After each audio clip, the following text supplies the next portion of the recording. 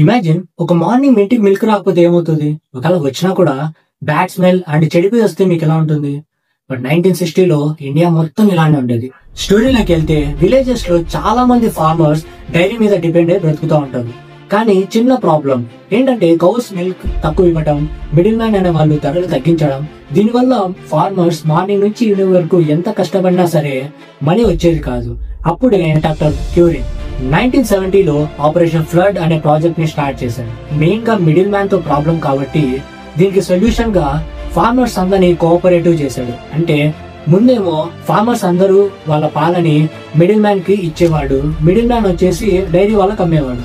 కానీ ఈ cooperative system వల్ల ఫార్మర్స్ అందరూ కలిసి డైరీ వాళ్ళకి డైరెక్ట్ గా మిల్క్ ఇవ్వడం స్టార్ట్ చేశారు. ఇంకో మెయిన్ ప్రాబ్లం ఏంటంటే ఫార్మర్స్ మార్నింగ్ మిల్క్ అమ్మేటప్పుడు అవి ట్రావెల్ వల్ల, సన్లైట్ వల్ల, లాంగ్ డిస్టెన్స్ వల్ల సిటీకి రీచ్ అయ్యే లోపల చెడిపోవడం జరుగుతూ ఉండేది.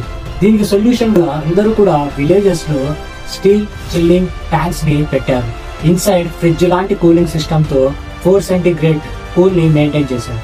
దీనివల్ల మిల్క్ ఫ్రెష్ గా, టేస్ట్ గా, న్యూట్రిషన్స్ లాక్ అయిపోయి సిటీస్ కి సేఫ్ గా రీచ్ అవ్వడం స్టార్ట్ అయింది.